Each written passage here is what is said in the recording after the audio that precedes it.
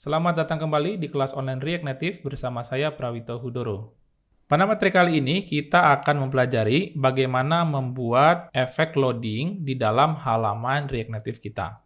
Dalam proses integrasi dengan API, biasanya proses tersebut bergantung kepada koneksi internet kita ataupun kondisi speed dari aplikasi kita sendiri. Nah, dalam proses integrasi tersebut pasti akan ada delay untuk proses call API-nya.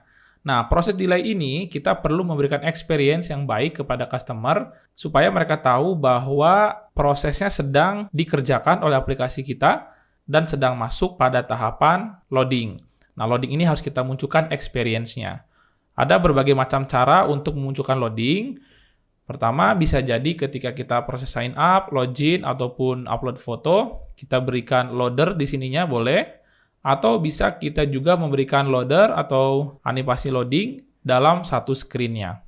Nah, supaya mudah, kita akan membuat loading atau loader animasi yang kita set secara global sehingga kita bisa panggil dimanapun dengan menggunakan Redux. Pertama, kita akan membuat dulu komponen loading-nya. Nah, komponen loading nanti akan saya buat di dalam folder molecules dengan nama mungkin loading ya. Seperti biasa kita buat index. Nah, di sini kita akan membuat komponen ya bernama loading. Nah, loading ini yang pertama akan diperlukan adalah activity indicator yang diimport dari React Native.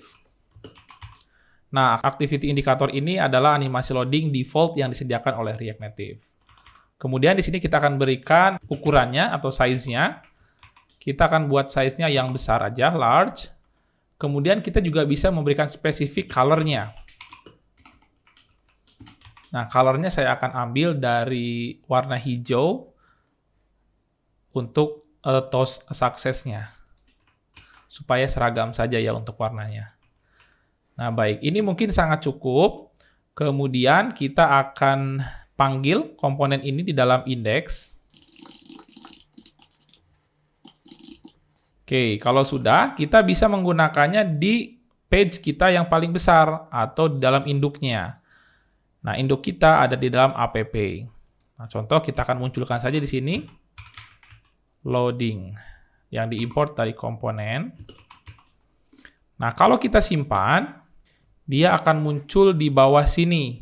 Kenapa di bawah sini? Karena dia memiliki posisi setelah semua jenis halaman apapun itu.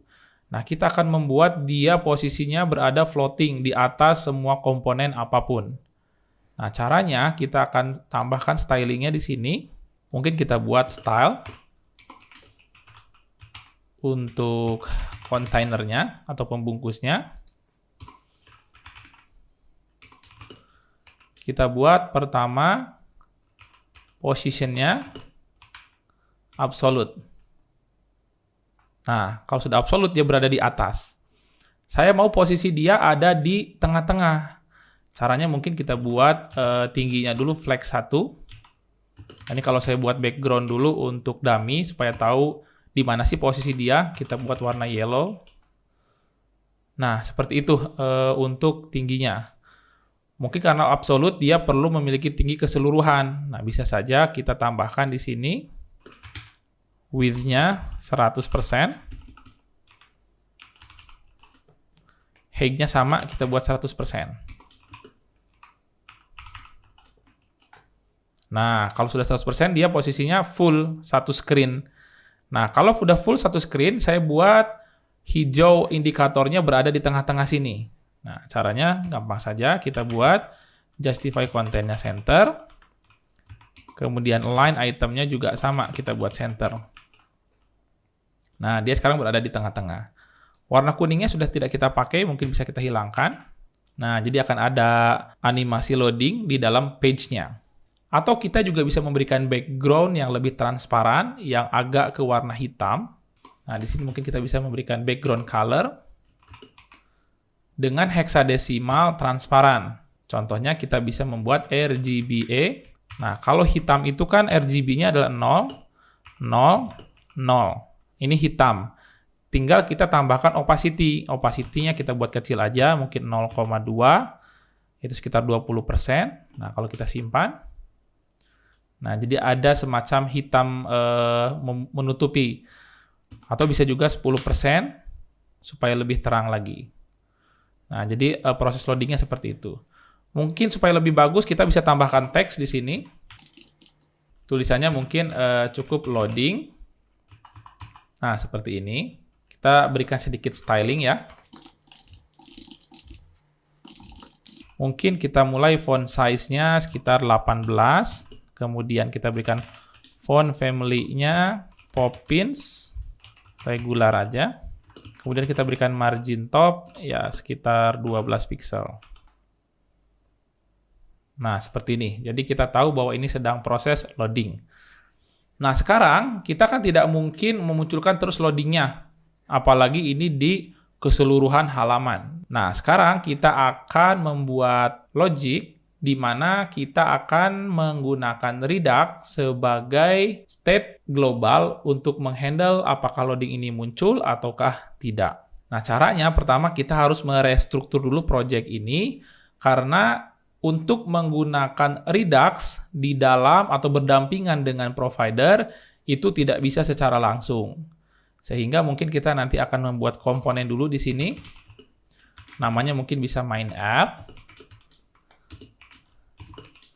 Nah, di mana nanti main app ini akan mereturn. Nah, ini kita cut pindah ke sini.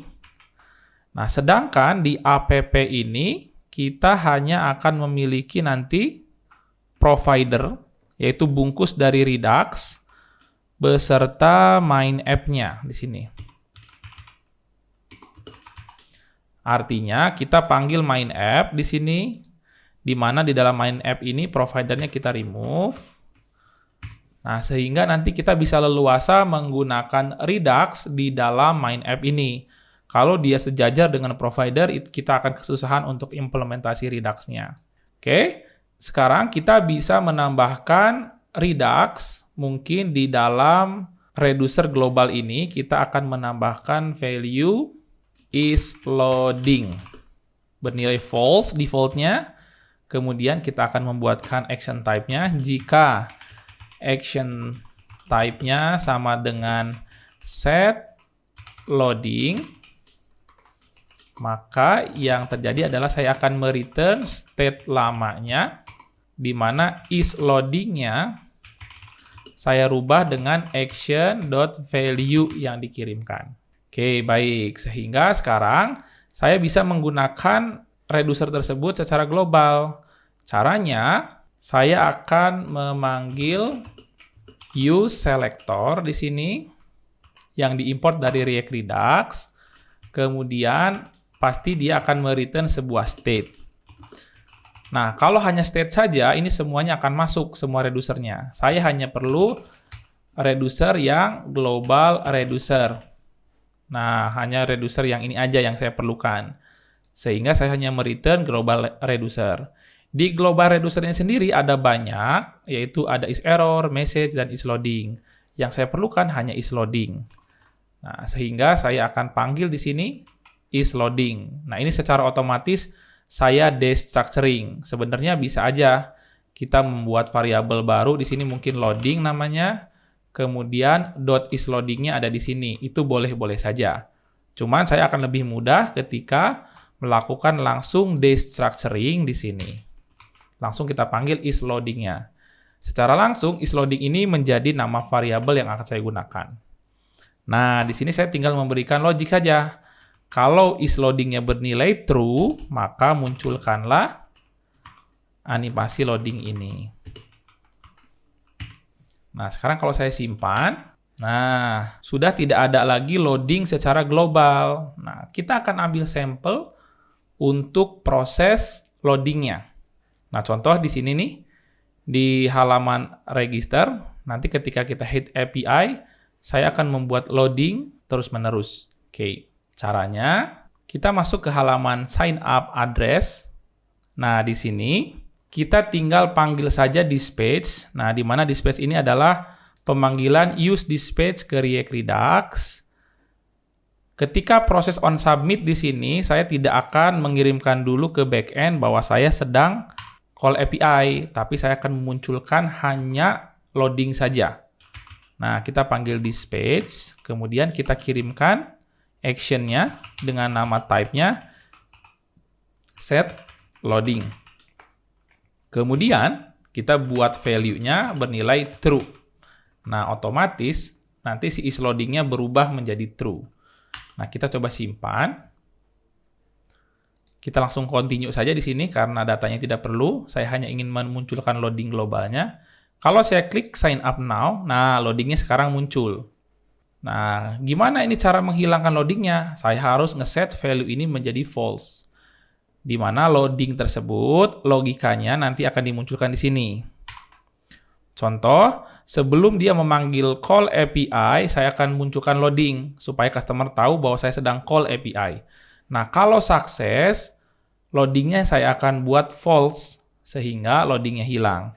Kalaupun error, saya juga akan membuat loadingnya hilang, supaya tahu bahwa proses call-nya sudah selesai.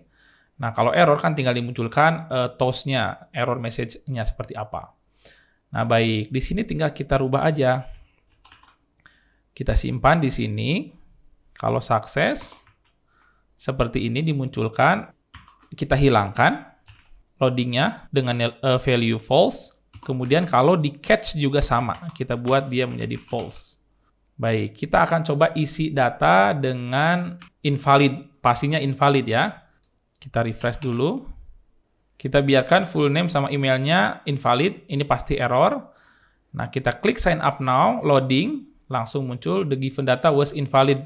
Oh, tapi saya lupa menghapus tipenya. Ini harusnya tipenya error atau tidak usah diisi tipenya. Saya simpan. Saya ulangi lagi. Loading, kemudian the given data was invalid. Oops, saya salah menghapus. Harusnya yang ini yang dihapus. Nah, ini kita hapus supaya yang muncul adalah errornya. Kita simpan dan kita coba lagi. Nah, the given data was invalid.